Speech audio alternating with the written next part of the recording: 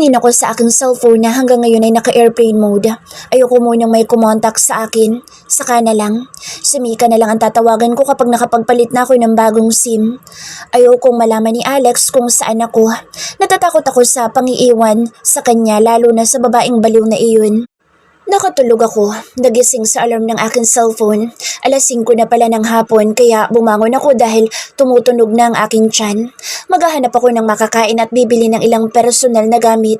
Mabuti na lamang kahit papaano ay may malapit na malaking grocery dito sa lugar na ito at ilang kainan. Kaya kumain muna ako at nagpakabusog.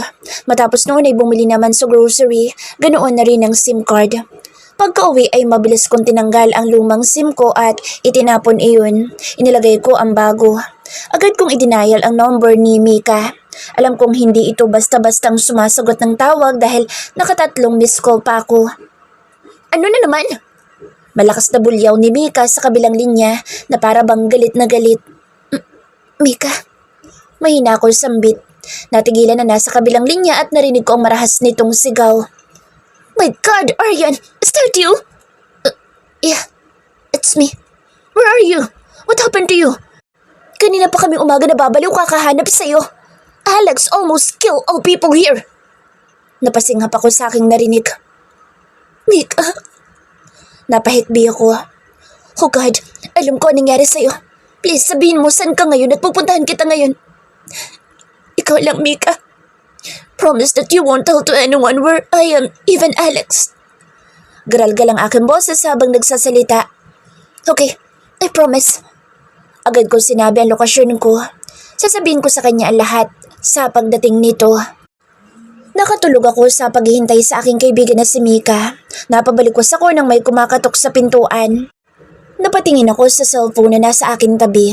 It's already 5 in the morning. Baka si Mika na ito. Bumangon ako at bumaba sa kama habang yakap ang mabangong una ni Alex. Agad ako nagbukas ng pintuan at hindi nga ako nagkamali dahil si Mika ito na mukhang wala pang tulog. Aryan! Mabilis ako nitong niyakap ng mahigpit. Mika! Ganting yakap ko dito. Pasensya ka na kung ngayon lang ako nakarating. May nangyari kasi. Pero don't worry, nandito na ako. Sumama ka na sa akin. Napatigil ako sa sinabi ni Mika. Mika, hindi ako sasama sa iyo. Dito lang ako. Alinlangan kong sambit dito. No, kailangan nating umalis ngayon kung ayaw mo mahanap ka ni Alex. Mariin ang pagkakasabi nito. Pero Mika, nabiglaman ako at naguguluhan ay hindi ko pa rin maiwasan. Sumakit ang aking puso sa pagbanggit ng pangalan ni Alex. I will explain to you later. Kaya please naman magtiwala ka sa akin.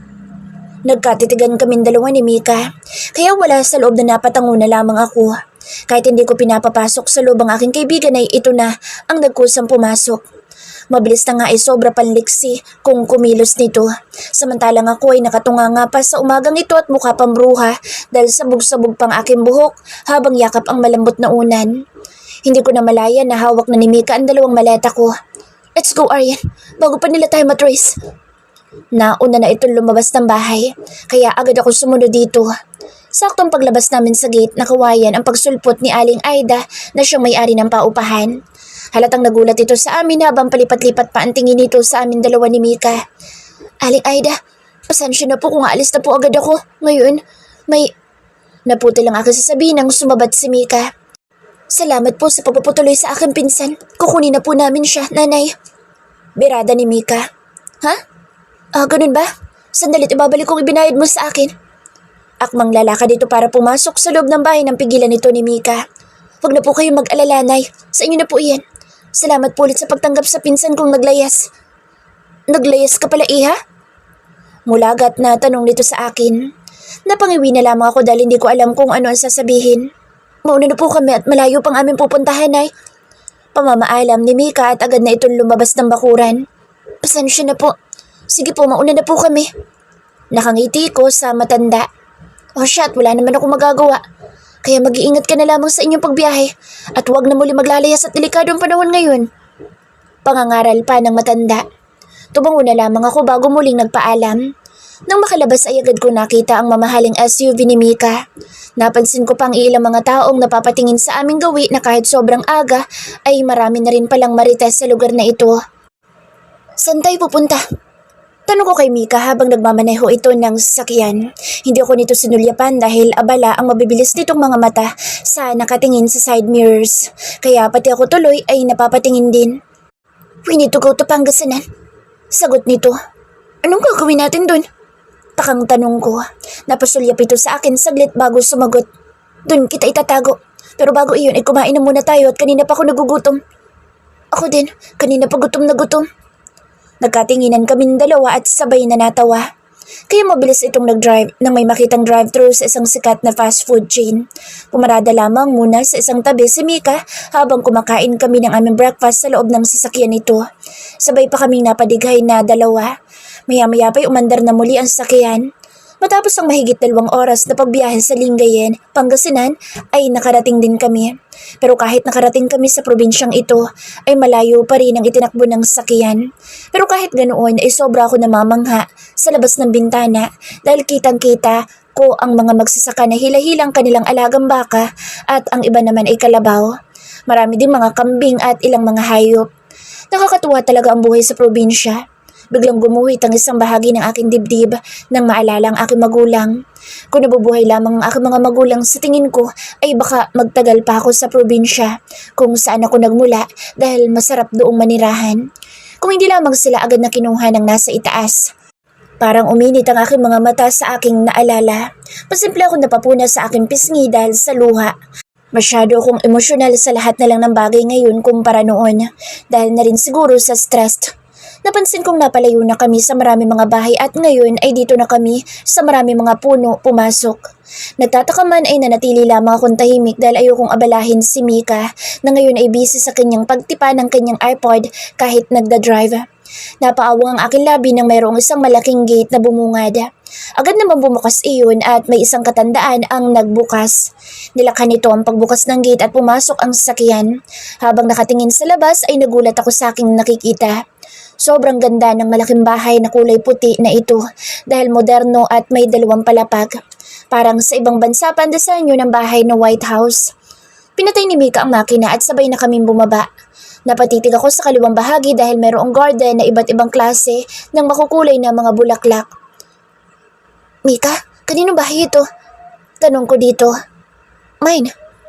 Simpleng sagot nito at kinuha ang 2 maleta ko sa likuran ng kotse nito. Wow, talaga? Kailan pa to? Hindi mo man lang sinabi na may bahay ka na palang bago dito.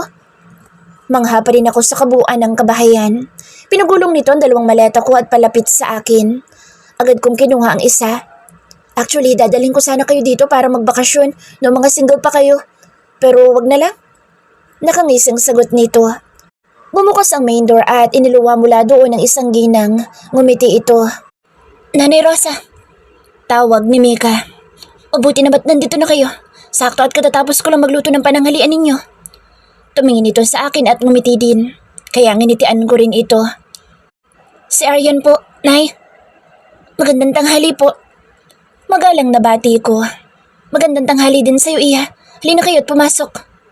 Agad naman kaming pumasok sa loob at nakanganga lamang ako habang pumapasok sa loob ng kabahayan dahil halos puro salamin ang bawat dingding ng buong kabahayan kasabay pa ng puro white and black na may silver ang theme ng buong kabahayan.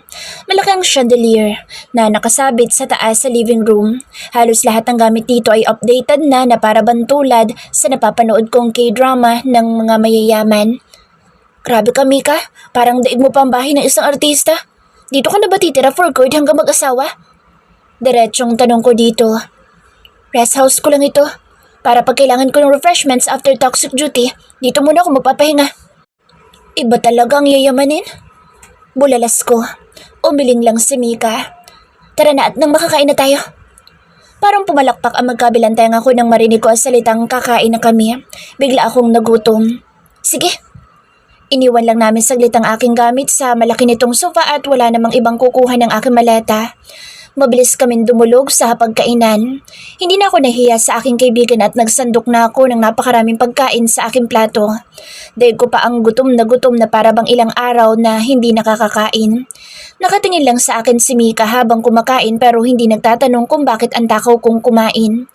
Natanong ko na lang kung ilang kasambahay ang naririto sa bahay niya.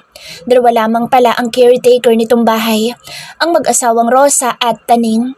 May naglilinis din sa buong bahay na 2 kasambahay twice a week, habang ang mag-asawang caretaker naman ay ang nagtatao dito sa tuwing wala si Mika. Umuwi lamang ang mga ito kapag nandito siya. Nakamamanghalang dahil napapanatiling makinis at organize ang lahat ng gamit dito, maski na rin ang nasa garden ni Mika. Matapos namin kumain ay si Nanay Rosa na ang nagligpit ng aming pinagkainan. Tinulungan naman akong ihatid ni Mika sa aking magiging kwarto. 2 lamang ang kwarto na nasa 2nd floor. Sobrang ganda at nangingintab ang bawat parte ng buong kabahayan. "No, tell me what happened yesterday, Aryan?" Agad na tanong ni Mika sa akin nang hinayaan niya muna akong makapagbihis ng komportabling damit. Parehas kaming nakaupo ngayon sa kama. Biglang nag-init ang aking mga mata nang maalala ang pangyayari kaya naikwento ko ang mga iyon habang lumuluha. Hinawakan naman ang aking kaibigan na magkabilang kamay na para bang nakakaunawa ito sa akin at poprotektahan niya ako. "Si Randy, hindi ko pa alam kung ano nangyari sa kanya dahil umalis na ako." Hagulhol ko. "He's feeling well right now, pero naka-admit pa rin." "Natatakot ako sa kalagayan niyo, Mika. Huwag mo na kayong uuwi ng bahay ng iba pa nating kaibigan at baka balikan ni Tiffany ang bahay at sila'y madamay."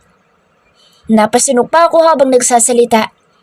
"Kaya ka ba biglang umalis dahil lamang sa pagbabanta niya?" Napaangat ang aking mukha na puro luha ang mga mata. "It will never happen, Aryan. Sa tingin mo, papayagang may mangyaring masama sa ating kaibigan ng kanilang mga jowa? Baka nga nagpaplano pa lang ang baliw na babaeng iyon ay baka mawala na lang bigla sa mundo ang babaeng iyon, lalo na sa ginawa ng bruhang iyon sa'yo." Napapailin pa ito habang nagsasalita. "Huh?" Takang tanong ko sa aking kaibigan. Huminga muna ito ng malalim at tumitig sa aking mga mata. "Aryan, makinig ka sa akin. Bago pa kayo magkakilala ni Alex, ay ginugulo na siya ng kanyang magulang, especially his own mother. They're not in good terms for many years. Hindi pinapansin ni Alex ang pangulit ng kanyang magulang na ipakasal ito sa mga babaeng gusto na lamang nilang ireto. When I saw both of you kissing each other." Huminto ito sa pagsalita saglit na para bang inaalala ang ginawa naming kahihiyan ni Alex nang maabutan kami nitong nagtutukaan. Kahit nagpupunas ako ng luha ay bigla ako nahiya. Mabuti na lamang at muli itong nagsalita. "I told him na kung sincere ang pagmamahal ni Alex sa iyo ay dapat wala na sa gaba lalo na sa kanyang magulang. But he answered bravely that he will loves you more than his own life. Kahit may pagka-OA man, ay alam ko naman ang sinseridad ng mga salita niya. That's why I given both of you the time to know more each other. But I didn't know that it turns out magiging ganito pala. He will make sure to clean his mess before I allow him to see you again." Mariimbigkas ng aking kaibigan. Matagal bago ako nakasalita dahil ninanamnam ko ang bawat binibigkas na Mika sa aking kaisipan. "Pero paano mo nalaman na wala ako sa bahay?" "Dahil kay Alex." Wow, parang bumalik ang ganitong scene ng panahong nababaliw na hinahanap ni Dustin si Tanya. Ngayon naman kayong dalawa. Napapailing pa ito. Parang naumid naman ang aking dila sa sinabi ni Mika. Nang hinahanap ko sa akin ni Alex, galit na galit ito nang sabihin kong wala akong alam. Kaya kinutuban ako at umuwi ng bahay. Doon ko lamang nalaman sa tulong ng mga CCTV ay nakita ko ang pangyayari nang dumating ang 2 tauhan nito. Yun nga, ang isa ibugbog at may tama ng bala. Well, Alex was cursing non-stop when they were explained. Muntik-muntikan niya pang mabaril ang ilang gwardya na hindi man lang nakatulong sa inyo. And then, his 2 men came. Sa ngayon ay dito ko na muna dahil galit pa rin ako sa ginawa ng babaeng baliw na iyon. Ikaw itong tinapat na maliit at hindi kaya ang sarili. Sa lubong ang mga kilay na Mika. Kaya ko naman sarili ko. Nagkataon lang na marami ka sa mga tauhan ng babaeng iyon. She is sick. Lian almost smashed Tiffany's face back then. Napasinghap ako. Kilala niyo ni Lian ang babaeng si Tiffany White? Puno ng pagtataka ang mukha ko. Of course, madalas nakaaway ni Lian iyon nung high school kami. Mga parehas walang patalo mga iyon. Ang lamang nga lang ay palaging si Lian dahil hindi naman papayag yun ang pagkatalo. Natahimik na lamang ako dahil ina-absorb ko pa rin ang mga sinabi nito. Dito ka muna ng 1 taon. Nagulat ako sa biglang salita ni Mika. 1 taon? Ulit ko dito dahil hindi pwede at marami pa akong naiwan na trabaho sa Maynila. Pahirapan natin sa Alex hanggang sa umiyak siya ng dugo. Mika, that's final. Babalik na din ako ng Maynila at may iwan ka dito, okay? Matapos ang usapan namin ay nagpahinga muna kaming dalawa. Kinabukasan pa naman babalik si Mika, kaya may kasama pa ako. Nakatulog muli ako hanggang sa magising at nagtatakbong pumasok ng banyo para sumukang muli. Hinang-hina ako habang natapos. Matapos kong sumuka ay kinuha ko ang towel at ipinampuna sa aking basang mukha. Halos mapatalon ako sa sobrang gulat nang makita ko nakatayo sa pintuan ng banyo si Mika at nakahalukip-kip ang mga braso. Bigla akong kinabahan sa uri ng tingin nito sa akin. Mika, ilang buwan na yan? Diretsong tanong nito. Natigilan muna ako bago sumagot. Hindi ko pa alam. Mahina akong sambit. Wala na akong nagawa nang ikwento ko ang aking karanasan. Alex, person over voice. Malakas kong binato ang bote ng alak sa pader matapos kong masimot ang laman. Nagkabasag-basag at nagkalat ang mga bubog dahil sa lakas ng impact. Nakita ko na napatingin ng ibang mga tao sa aking gawi pero wala akong pakialam sa kanila. Habang patuloy rin sa malalakas na tugtog at sumasabay pa ang iba sa sayaw ng musika na para bang wala ng bukas. What the hell are you doing? Ilang bote na ng alak ang pinagbabasag mo? Malakas na bulyaw ni Cian McCright. Hindi ko siya pinakinggan bagkus ay kumuha ulit ako ng isa pang bote ng alak. Akmang tutunggain ko na nang mawala ito sa aking kamay. What the hell? Give it back to me! Namumula na ang buong mukha ko dahil sa walang tigil na paglalasing. 3 araw nang nakalipas pero hanggang ngayon ay para pa rin akong nababaliw na gago sa kakahanap kay Aryan. God, where are you, my baby? That's enough and get up. Ayoko balasan ang negosyo ko sa katulad mo, sira ulo. Umuwi ka na. Asar na tumalikod si Cian sa akin. Nakita ko pa ang pagtawag nito sa ilang bouncers ng bar na ito. Ganon din sa pagbulong nito sa kanyang mga staff. Lumapit ang 2 bouncer at pilit akong pinapaalis sa aking kinaupan. Langya, bakit niyo ako pinapaalis dito? Kayang-kaya kong bilhin ang buong bar na ito. Huwag niyo akong hamunin. Marahas kong sigaw. Hindi naman nagpasindak sa akin ang 2 bouncer. Bagkus ay hinawakan nila ako sa magkabilang braso ko at kinaladkad palabas. Walang tigil sa pagmumura ang lumalabas sa aking bibig sa sobrang frustration. Nakita ko sa siya na nasa loob ng kotse nito. Nang makita ako ay mabilis na ipinasok ako ng bouncer at pasadlak akong ipinasok sa loob na munti ko pang ikangud-ngud ang muka sa lakas ng pagtulak ng mga gago sa akin. Damn you! Malakas kong pagmumura sa 2 pero malakas na pagsara lamang ng pintuan ng kotse ang sagot ng mga ito. Stop cursing, dimwit! Araw-araw ka na lang na nasa bar ko. Imbes na makatulong ka sa income, konsumisyon ka pa sa dami ng sinira mo. I'm banning you starting today. Tumawa ko ng pagak habang namumungay ang mga mata sa sobrang kalasingan. What? I can buy your bar for 5 times. Kaya ilista mo lahat ng utang ko at babayaran ko. Mayabang ko sagot dito sabay tawa. Malakas na mura lamang ang tinanggap ko sa aking kaibigan. Hindi na ito nagsalita kaya nanahimik na rin ako hanggang sa mapapikit ang aking mga mata sa sobrang kalasingan. Cian's person over voice. Kahit asar na asar ako'y wala akong choice kundi ang buhatin muli at dalhin sa kwarto dito sa aking hotel ang nawawala na sa katinuan na si Alex. For Pete's sake. He drunk for 3 days straight. Gusto na yatang makipagkita kay kamatayan ng gago at ayaw ng mabuhay. Pabagsak ko itong inihiga sa kama dahil katulad ko din ang laki ng katawan nito. Langya para akong bumuhat ng sarili ko. Iniwan ko na itong nakabulagta sa kanyang kama at lumabas ng kwarto. Agad kong tinawagan ng ibang staff ko. Once na magising ito ay dalhan agad ng makakain at gamot para sa sakit ng ulo pantanggal sa hangover nito. What's news? Agad kong bungad nang sagutin ang tawag ni Kevin. I got her location. Good. But someone threatening me. Malakas na pabuntong hininga ito sa kabilang linya. What do you mean? Kunot noo ko habang sakay ng elevator paakyat sa aking penthouse na nasa rooftop ng building. Her friend, she told me na kung malalaman ni Alex ang pinagtataguan nila, she will kill me. Shit, isa pa itong si Kevin na nanginginig pa sa babae. Mas takot pa ito kay Mika na kapatid ng aming body na si Lester kaysa ang makipagpatayan sa aming misyon. Love will kills everybody. Shit. Kailangan mo na linisin ni Sugar ang lahat ng kalat niya kung gusto niya pang makita ang Aryan niya. Patuloy nito sa kabilang linya. Then work harder, Brickerman. Habang nagpapakamatay sa alak ang isa dito, ay tayo na lang ang kumilos kung anumang klase ang kinabibilangan ng babaeng si Tiffany White. Yes, TL. I hung up now. Thanks. Napailing na lamang ako. Agad kong pinindot ang button gamit ang aking palad para mag-unlock ang pintuan ng aking bahay. Madalas dito ako nakatambay kapag marami akong dapat na trabahuhin. I walked fast, then entered my room. I wildly smiling when I see my beautiful girl lying in our bed. Babe, magaan ko itong hinalikan sa kanyang labi. Siyan? Boses ng isang anghel na nagsalita habang paus at namumungay ang mga mata. It's me, my honey babe. And I grab her sweet and soft beautiful lips. Alex person over voice. Damn it. Napasa po ako sa aking kumikurot na ulo. Bawat gising ko'y palaging ganitong eksena. Shit, hindi naman ito masakit dahil mas masakit pa rin na hanggang mula sa sandaling ito, hindi ko pa nakikita si Aryan. My baby Aryan.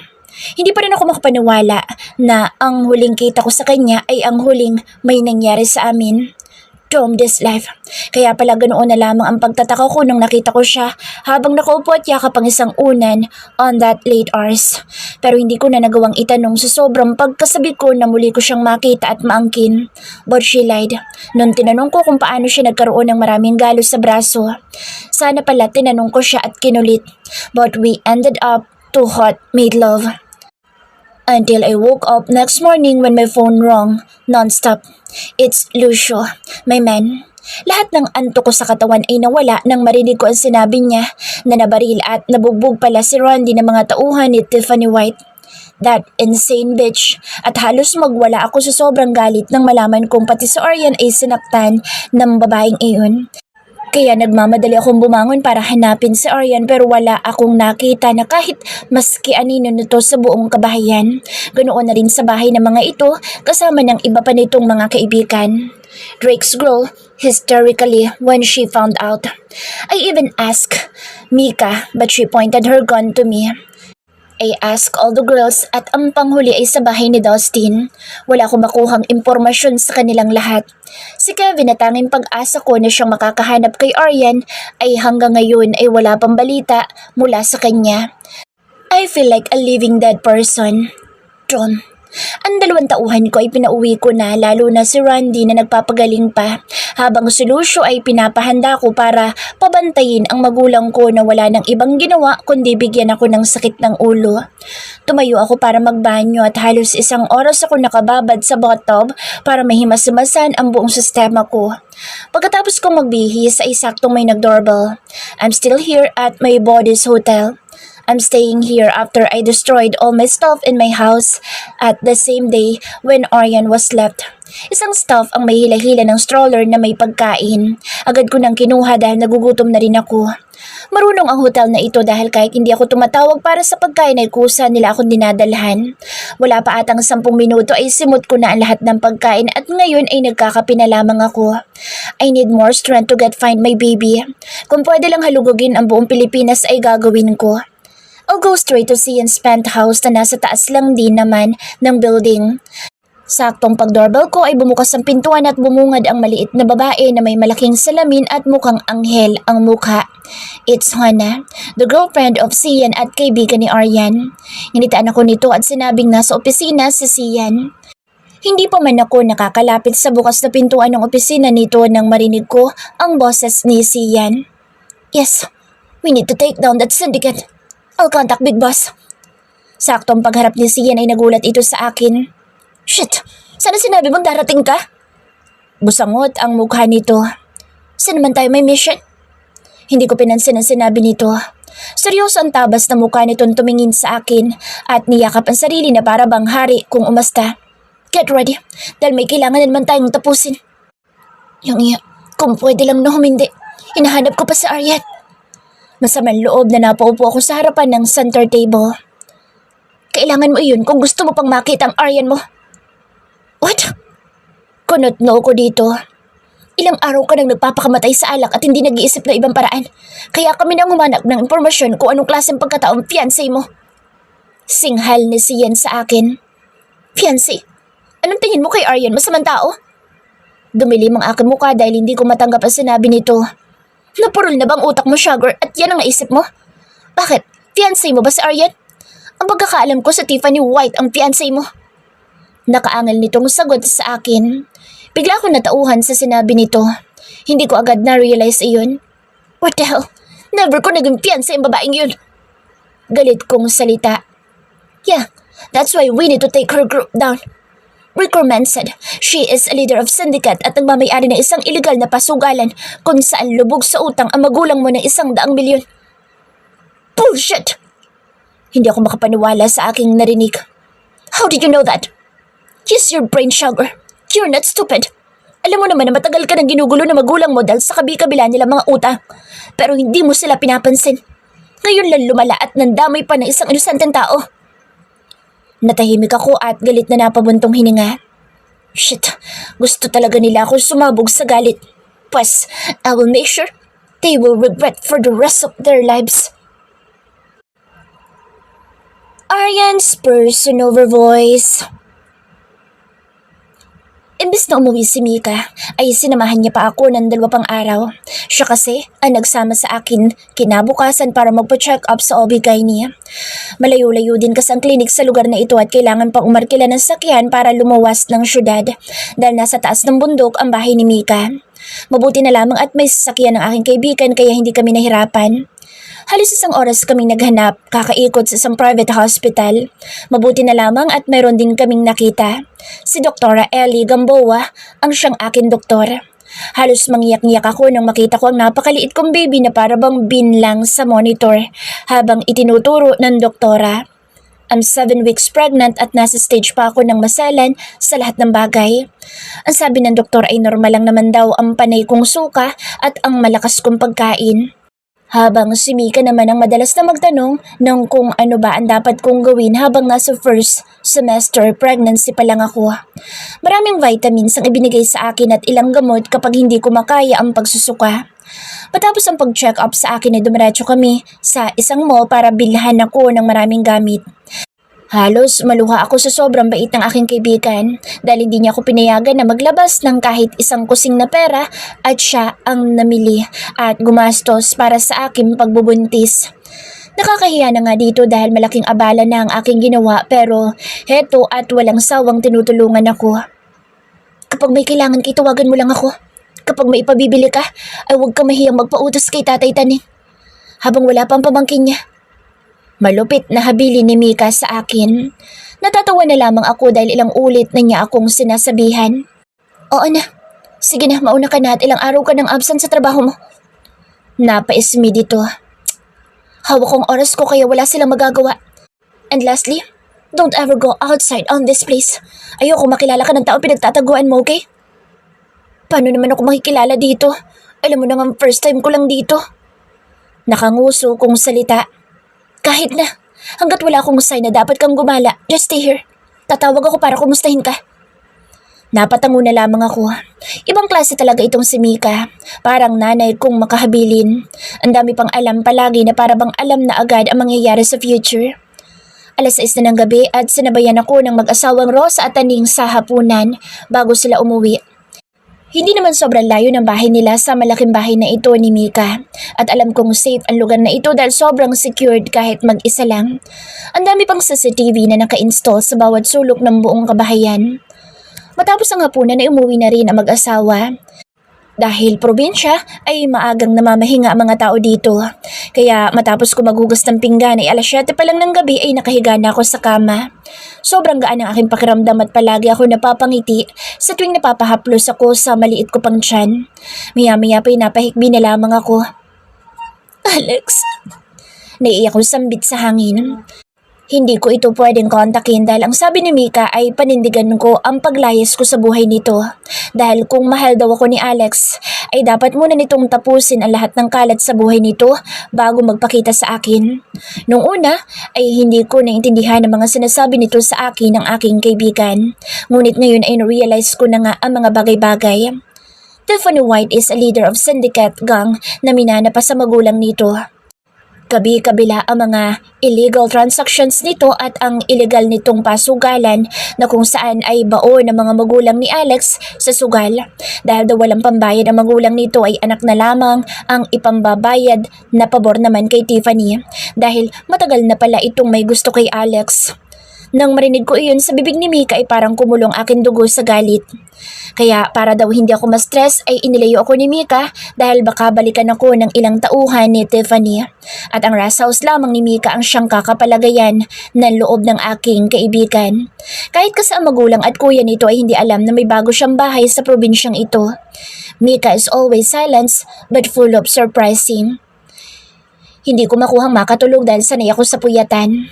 Pero bawal na rin ako magpuyat dahil may baby na ako.